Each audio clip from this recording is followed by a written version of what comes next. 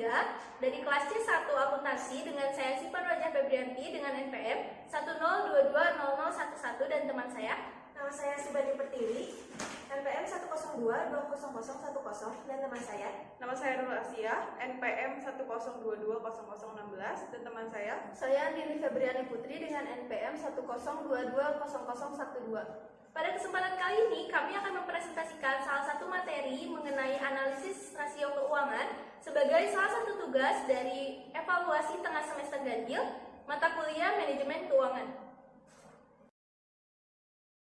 Rasio atau finansial rasio merupakan sebuah alat yang digunakan oleh suatu perusahaan untuk menilai kinerja dari keuangan perusahaan tersebut. Data ini berdasarkan dari laporan-laporan seperti laporan neraca, laporan laba rugi, dan laporan arus kas dalam periode tertentu. Analisis ini digunakan untuk menilai berbagai aspek dalam perusahaan. Analisis ini dibagi menjadi 4. Yang pertama, likuiditas, yang kedua, solvabilitas, yang ketiga, aktivitas, dan yang keempat, profitabilitas. Analisis rasio keuangan memiliki manfaat, yaitu melihat tren kinerja perusahaan, bahan evaluasi sumber daya perusahaan sebagai acuan investor, sebagai bahan pertimbangan kreditur, menilai efektivitas strategi perusahaan, analisis keuangan internal sebagai bahan referensi audit internal, dan yang terakhir menilai kewajaran keuntungan yang diperoleh oleh perusahaan. Rasio likuiditas. Rasio ini memberikan gambaran kemampuan perusahaan untuk membayar hutang atau melunasi hutang yang jatuh tempo dalam jangka waktu 1 tahun. Rasio likuiditas dibagi menjadi 2, yaitu yang pertama rasio lancar. Rasio lancar memperbandingkan antara aktiva lancar dengan utang lancar pada suatu perusahaan. Rumusnya yaitu rasio lancar sama dengan aset lancar dibagi liabilitas lancar. Rasio likuiditas yang kedua yaitu rasio cepat atau rasio asites. Digunakan untuk menunjukkan kemampuan perusahaan untuk melunasi kewajiban lancarnya tanpa bergantung pada penjualan. Rumusnya yaitu rasio cepat sama dengan aset lancar dikurang persediaan dibagi liabilitas lancar. Rasio solvabilitas digunakan untuk menilai suatu kemampuan perusahaan dalam melunasi hutang dan kewajibannya dengan menggunakan jaminan modal atau aktiva dalam periode tertentu. Debt ratio merupakan jenis rasio yang digunakan untuk mengevaluasi jumlah besaran utang. Untuk rumusnya sendiri yaitu total hutang per total aset dikali 100%.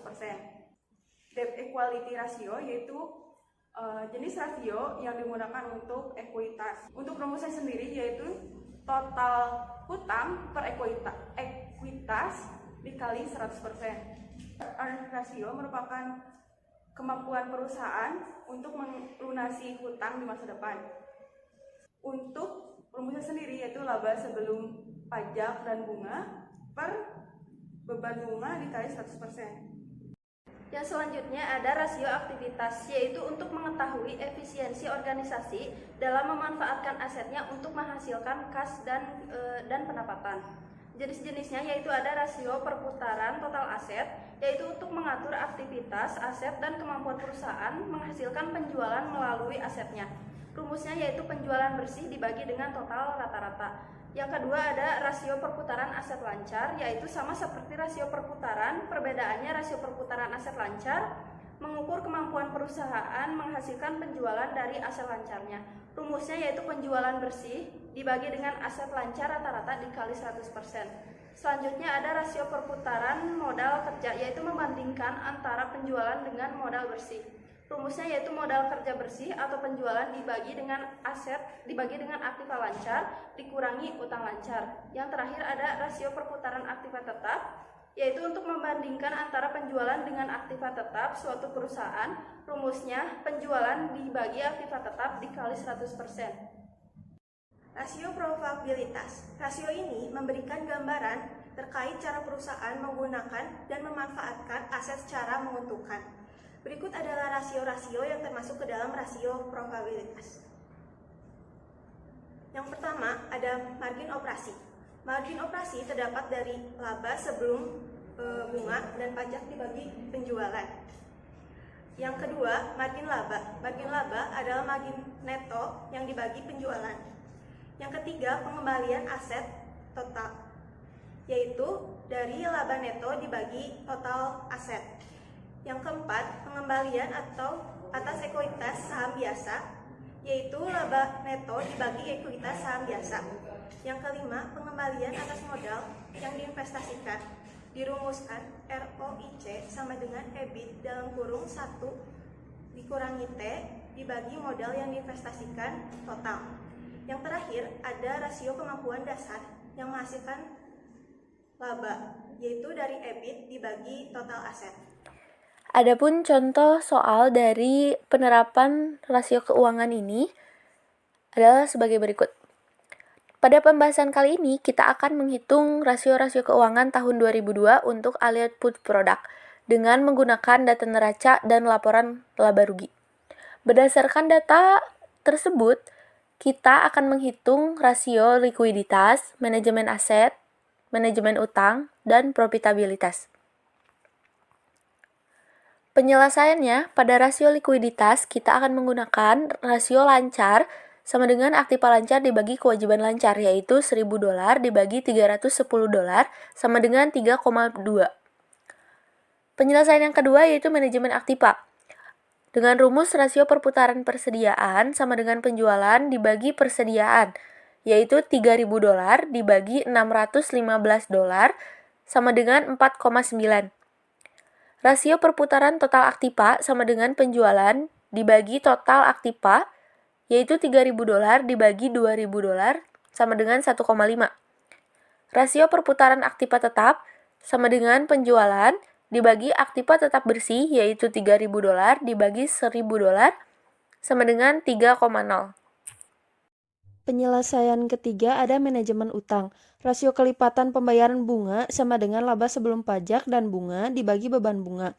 $283,8 dibagi $88, hasilnya 3,2. Lalu ada rasio hutang. Total hutang dibagi total aktiva, $1.064 dibagi $2.000, hasilnya 53,2%. Lalu ada rasio cakupan EBITDA. EBITDA ditambah pembayaran sewa dibagi bunga ditambah pembayaran pokok ditambah pembayaran sewa.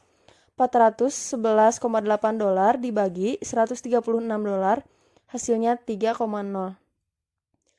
Yang nomor 4 ada profitabilitas. Margin laba atas penjualan, yaitu laba bersih dibagi penjualan $113,5 dibagi $3.000, hasilnya 3,8%.